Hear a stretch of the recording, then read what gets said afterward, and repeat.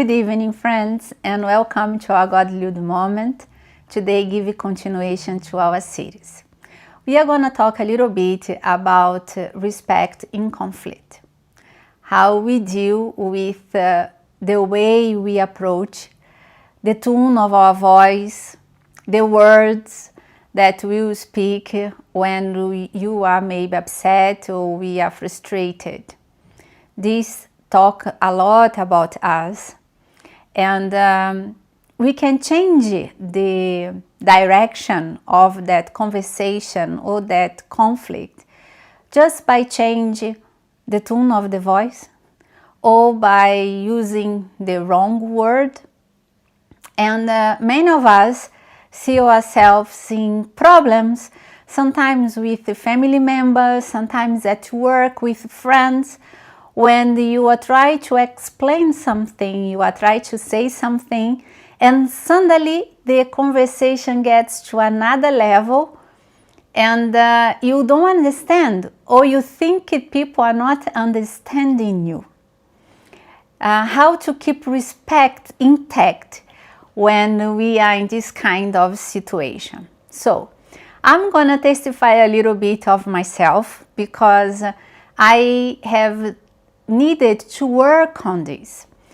I came from a family where people are very much directed, and the words would be straight to the point without too many amends or concern about how the other will get it. See, when my family members, my mother, my brothers, my granny want something, you want to say something, they would go straight like, this is it, and end of conversation. And for us, it was something very normal. Was not, we would not feel offended or disrespected. It was normal. Then when I got married, that's the only thing, the only way I knew how to address. So many times I got myself in conflicts with Wagner because I wanted to say something, or actually I had the intention of say something, and he would understand and take it in a different level. And every time we would sit down and talk to try to solve that conflict, he would go to the same way, like he would keep saying to me, like, it's not what you said, but it's how you said. And to be sincere with you, that for me didn't make sense. And I'm going to explain why it didn't make sense. You see, every time I was trying to talk to him, every time I was trying to speak with him, my intention was never to be disrespectful or never to be harsh, was always to help or to bring a warning about something. So it took time for me to accept and change it because I was attached to my intentions. And at the beginning, it was only with him, so most would happen inside of the house. Sometimes for simple, small things. And then it has started to go out of the house. So I had sometimes friends saying to me, oh, sorry, Ale, I think you should have spoke different, or maybe friend, you could have said this way. And I would have the same behavior. I would be attached to my intention and not being able or be humble to listen what the person was telling me.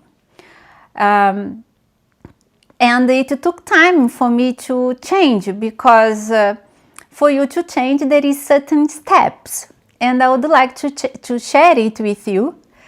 And if you want, please take a note, and I'm gonna give you some sample as we go through the steps. There are 3 simple steps, so take a pen and take note of it. The first step is to recognize.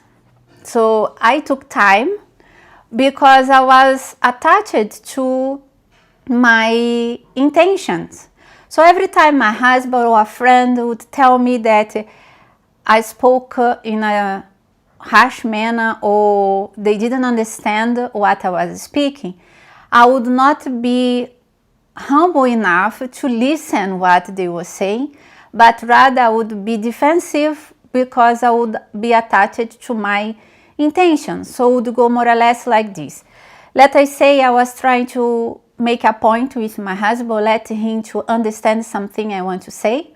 So my intentions that was inside of me that I knew about it would stand out more than how I would speak that.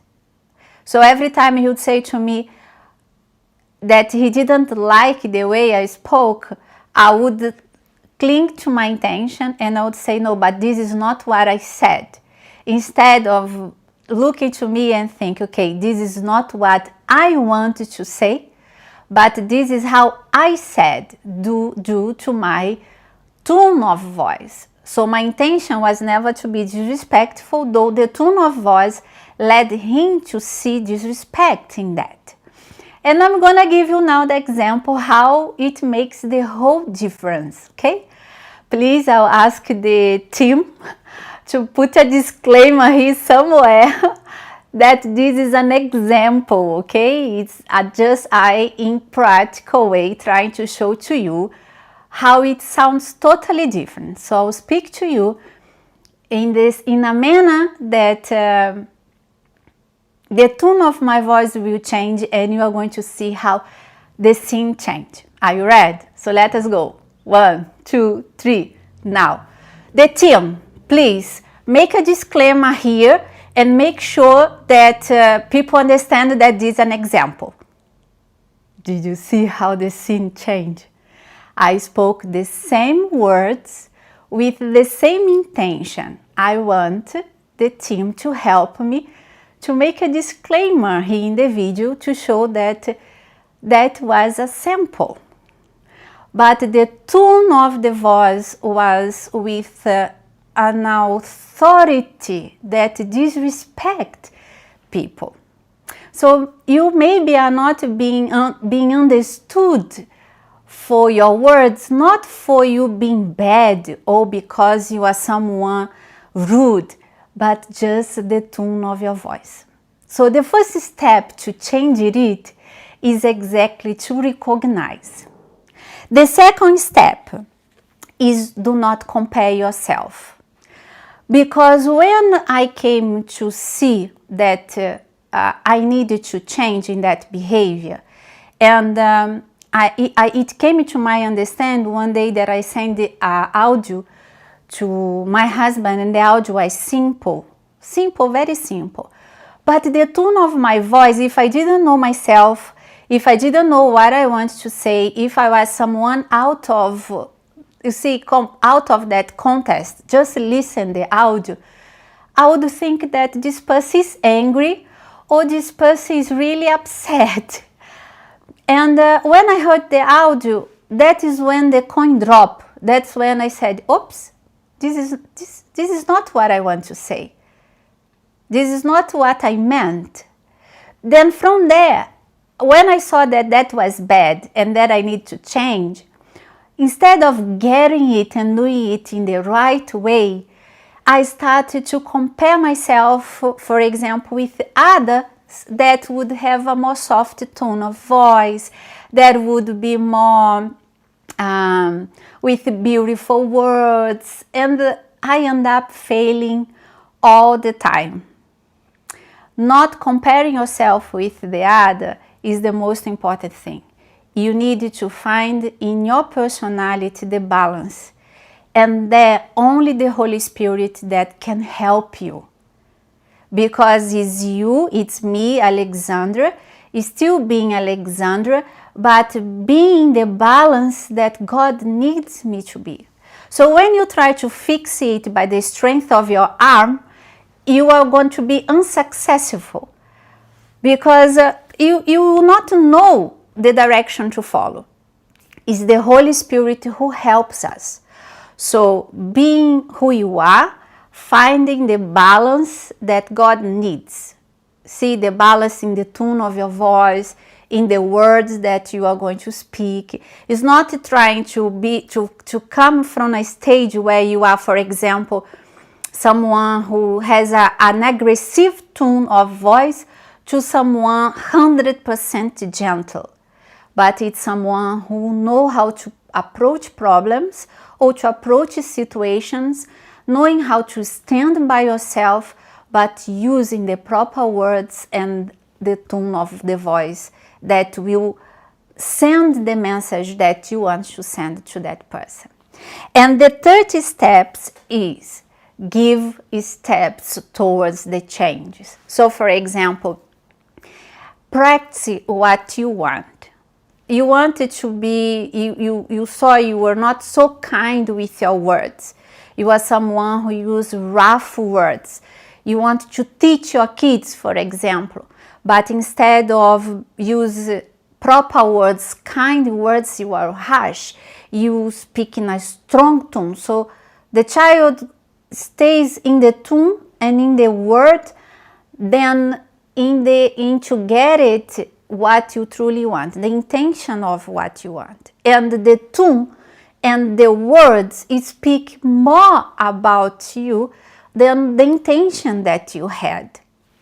So let us remember now the 3 steps. The one, to recognize. That without recognition and humbleness to understand you need to change, there will be no changes. Second is not compare. So you are not going to compare yourself with your sister that might have a softer personality than yours, that might know how to express herself better, so because you admire her, so now you want to become her. That it's a wrong step. You need to find the balance of you, not become someone else. And the third steps is to give small steps. It means you are going to take actions, you are going to take steps that will lead you to the change. You recognize, you now know yourself, you are not comparing yourself with others, but must have an action so that the change takes place. So listen yourself before maybe sending an audio and evaluate if you are sending the message in a proper way. Observe what people that is close to you, your children, your friends, your husband, talk about you when you express yourself. So remove some kind of words from your vocabulary that might not be a swearing word, but it's a word that doesn't reflect this new you. So you remove that word. Do not act when you are upset. Give yourself time for you to cool down and put the words there, proper words there. And above all, put God ahead of this new plan that you have and ask Him to help you to show who God is through the way of you talking, through the way of you dealing with the situation when you have been confronted. These are the steps that I myself did some time back there, and I carry on doing until today, because I don't want to go back to that person. I want to grow and to be more than I am today, so that the name of my Lord may be glorified among my family members and those who are around me. So may God bless you all. You have a homework, don't forget it, the 3 steps. And may you be blessed. In Jesus' name, keep tuned for next week, one more chapter of our series. Bye-bye.